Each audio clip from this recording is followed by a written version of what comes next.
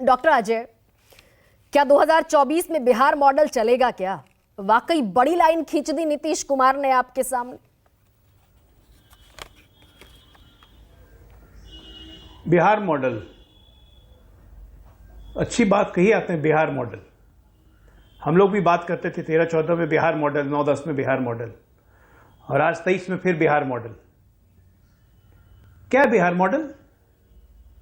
Bihar model यही है कि सत्ताधारी दल का एमएलए खुलेआम पिस्टल लहराए और जर्नलिस्ट को बोले तुम्हारे बाप का है, भागो यहां से, और नीतीश कुमार पे कोई असर नहीं पड़ा। ये बिहार मॉडल है। और 2006 का बिहार मॉडल बताता हूं।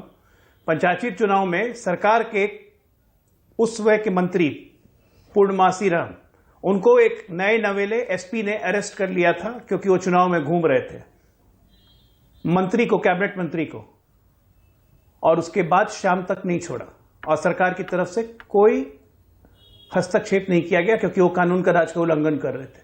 यह है बिहार मॉडल। और आप चाहती हैं कि इस मॉडल पे देश का हर एमपी पूरे देश में घूमे पिस्टल लहराते हुए और जर्नलिस्टों को गाली दे, तो ये बिहार मॉडल चाहिए? प्रोफेसर अजय, नीतीश कुमार, मैं आता हूं, मैं खत्म करता हूं। अभी आपने एक दो बातें आप बिहार मॉडल की बात कर रहे हैं, एक दो बात आपने कहा। एक सेकंड, मैं एक सवाल, छोटा सा एक सवाल मैं इंटरवीन करके आपको पहुंचा देती हूं, फिर आप अपनी बात कहिएगा। नीतीश कुमार 22 साल एनडीए का हिस्सा रहे, 2013 तक 17 साल रहे, फिर 2017 में फिर आ गए, 22 तक फिर आपके साथ रहे, एनडीए का हिस्सा रहे, एनडीए ने रेल मंत्री बनाया, 18 साल आपके साथ मुख्यमंत्री रह लिए, तो तब बिहार मॉडल में खामी नहीं थी?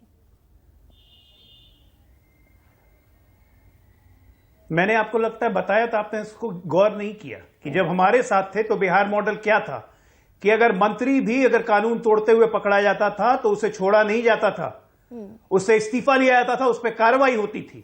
आज का बिहार मॉडल है, मंत्री तो बहुत दूर की बात है, एमएलए से लेके कोई भी व्यक्ति आराम से पिस्तौल लहरा सकता है, पत्रकार को गाली दे सकता है। तो इस बिहार मॉडल पे चुनाव पे जाना चाहती है इंडी, तो बहुत बढ़िया जाए। नहीं तो आप कराइए इन सबकी दुकानें बंद। डॉक्टर अजय, दूसरी बात, करा दीजिए सबकी दुकानें बंद। जातिगत जनगणना पर वैसे भी आप कह रहे हैं कि आंकड़े फेक हैं, आंकड़ों को, अरे एक मिनट, आंकड़े फर्जी हैं, तो कराइए इन सबकी दुकानें बंद। मैं विरोधाभास कहिए कि जातिगत जनगणना आप कराएंगे। ऐसे डिबेट, ऐसे मैं आ रहा हूं, एक एक पे आ रहा हूं, आप इतना बीच में उत्साहित मत होइए और मेरा फ्लो मत तोड़िए। मैं इनका विरोधाभास बताता हूं। प्रियंका गांधी का आपने बयान सुनाया कि वो जातिगत जनगणना, मैंने बघेल साहब को कह दिया है कि जातिगत जनगणना करवाएंगे, सरकार में आएंगे। ये बघेल साहब को सुनिए। इस प्रकार से बात कही है तो उसको वैरता से समाप्त नहीं किया जा सकता, उसको अवैर से ही समाप्त किया जा सकता है। जैसे हिंसा को हिंसा से समाप्त नहीं किया जा सकता, वैसे वैर को वैर से समाप्त नहीं किया जा सकता। यदि उदयनिधि ने गलत बात की है तो उसका उस प्रकार से वैरता पूर्वक से समाप्त किया जाए। क्या उपकार किया जाए? मतलब उदयनिधि स्टालिन मान लीजिए यहाँ पर आ जाए तो उससे बहस किया जाए। देखिए बहस, लेकिन देश के संविधान में लिखा है कि आप किसी दूसरे धर्म का अपमान नहीं कर सकते। बहुत सुंदर बात, यही बात तो मैं भी कह रहा हूँ। तो ये हेट स्पीच हुआ। हाँ, तो हेट स्पीच साध्वी प्रज्ञा को जेल में डालिए, निरंजन ज्योति को जेल में डालिए, वो दूसरे धर्म के खिलाफ बोलती है, लेकिन उदयनिधि स्टालिन से डॉक्टर अजय करते हैं। तो सुनो तो अभी तक जितना मैं सुन पाई उसमें भूपेश बघेल कोई और बात कर रहे हैं।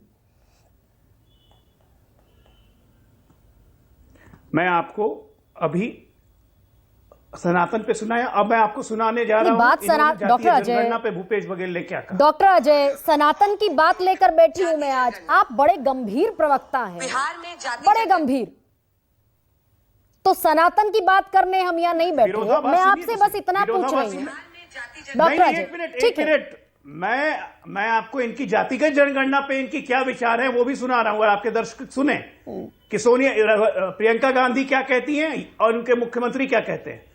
विरोधाभासों को नहीं सुनिएगा तो गठबंधन का चरित्र पता नहीं चलेगा। बिहार में जाति जनगणना के आंकड़े जारी कर दिए गए। आपका चेहरा खिल उठा जाति जनगणना से। नहीं, उसके पहले मैंने हेड काउंट करा लिया था। आपको केवल बिहार में दिखाई देता है। तो डेटा कहाँ है? जो मुझे कहना था आपने पहले ही कह दिया, तो डेटा कहाँ है? क्या मेरे पास है। डॉक्टर अजय, ये I can't allow this actually. ये थोड़ा सा विषयांतर पर हम जा रहे हैं, लेकिन मैं आपसे ये पूछना चाहती हूँ, ठीक है, इनका विरोधाभास तो समझ में आ रहा है, इनका अभी तक, हालांकि एक सेकंड डॉक्टर अजय, मुझे बात पूरी कर लेने दीजिए। अभी तक आपने ये बताने की कोशिश की कि इंडिया गठबंधन में विरोधाभास है।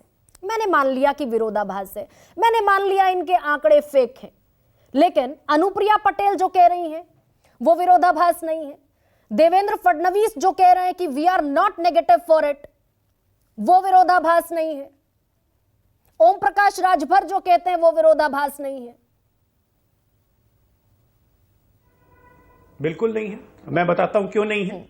और हम भी कहते हैं कि जातिगत जनगणना होनी चाहिए। बिहार में जब जातिगत जनगणना शुरू हुई थी, 16 मंत्री हमारे उसी सरकार में थे।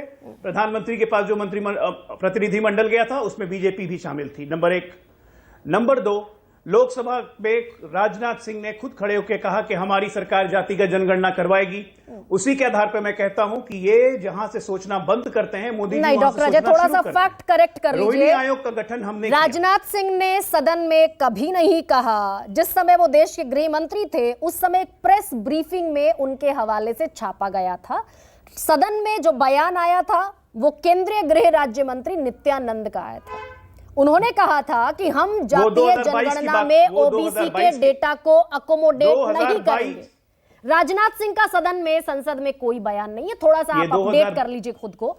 अब आइए इस बात पर कि केशव प्रसाद मौर्य कहते हैं 2022 कैरी ऑन सर।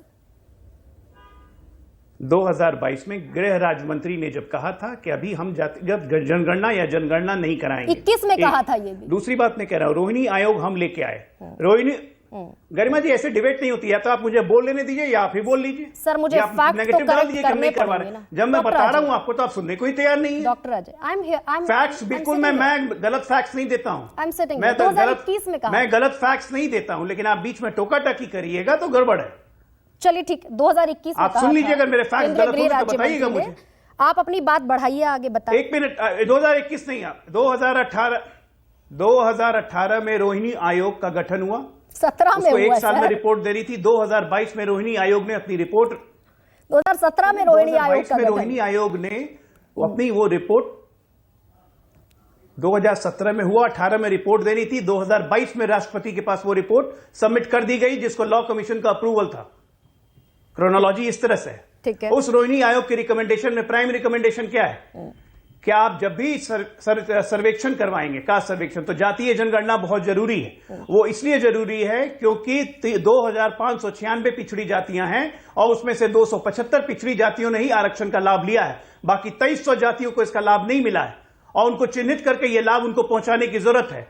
यह भी पता करने की जरूरत है कि जिन जातियों को लाभ मिल चुका है क्या वो उनको क्रीमी लेयर में डाला जाए या नहीं। तो जातिगत जनगणना की बात तो हमने 2017 और 18 से शुरू कर दी है। लेकिन डॉक्टर अजय, फिर आप ये क्यों भूल जाते हैं? बिल्कुल, आपने रोहिणी आयोग बनाया, एक सेंसस आपने पिछड़ा आयोग को संवैधानिक दर्जा दिया। मैं कहां इससे इनकार कर रही हूं, लेकिन प्रधानमंत्री जगदलपुर में जो कहते हैं या प्रधानमंत्री ग्वालियर में जो कहते हैं कि जात पात के नाम पर बांटने की कोशिश विपक्ष कर रही है, यानी कि जातिगत, आप कह रहे हैं जातिगत जनगणना कराएंगे, प्रधानमंत्री कह रहे हैं कि जातिगत जनगणना जात पात में बांटने की कवायद है, तो दोनों में से मैं किसको मानूं?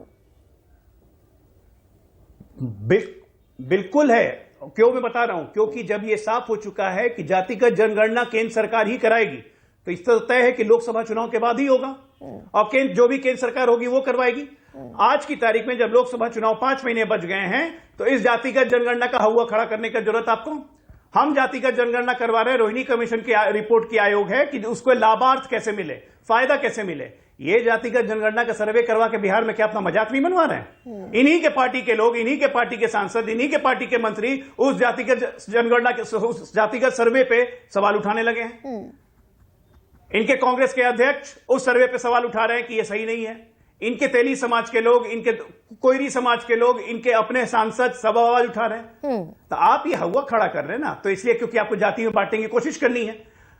उसके बाद आप कहते हैं हिंदू अगर बहुसंख्यक है, प्रधानमंत्री ने क्या कहा? तो क्या ये मुसलमानों का हक मानना चाहते हैं? प्रधानमंत्री ने यह भी कहा कि डिलिमिटेशन का फायदा फिर साउथ के स्टेट्स को नहीं होगा। प्रधानमंत्री ने जो तमाम वास्तविकता गिनाई जो इनके मंशा में, गलत क्या है? इनको एक्सपोज करना गलत कब से हो गया? हम रोहिणी आयोग को यूज करना चाहते हैं समाज के भलाई के लिए, उन लोगों के लिए जो आज तक वंचित हैं। ये जातिगत सर्वे करवा के हवा खड़ा कर रहे हैं। अरे कर्नाटका ने इतने दिन से करवाया, 6 साल से डॉक्टर अजय 6 साल से 2017 से 2023 तक रोहिणी आयोग का झुनझुना आपने लटकाए रखा। आप कह रहे हैं जातीय जनगणना कराएंगे, प्रधानमंत्री मोदी कह रहे हैं कि जातीय जनगणना जात पात में बांटने का पाप है। तो ये कंफ्यूज्ड स्टेट ऑफ माइंड क्यों है पार्टी का? ये आज की तारीख में कोई कंफ्यूज स्टेट ऑफ माइंड नहीं है। जातिगत जनगणना जब करवाती है केंद्र सरकार करवाती है। आज की तारीख में केंद्र सरकार ये नहीं करवा सकती है क्योंकि 5 महीने का समय बच गया है। जातिगत जनगणना करवाने में कम से कम 2 साल सेंसेक्स में लगेगा। तो ये जब भी होगा, ये भी जानकारी डॉक्टर अजय दुरुस्त कर लीजिए। आज की तारीख में सुप्रीम कोर्ट ने कहा, जातिगत सुप्रीम कोर्ट ने कहा, आपने तो हलफनामे में दे दिया था ना डॉक्टर अजय आलोक, आपने तो हलफनामे में दिया था कि राज्य सरकारें जनगणना, जातीय जनगणना या ऐसा कोई भी सर्वे कराने के लिए एंटाइटल्ड नहीं है। सेंसस और अकिन टू सेंसस, आपको वो बदलना पड़ा। तो ये बहुत सारा कंफ्यूजन है और मैं तो कहती हूं कि कराइए इन सब की दुकानें बंद।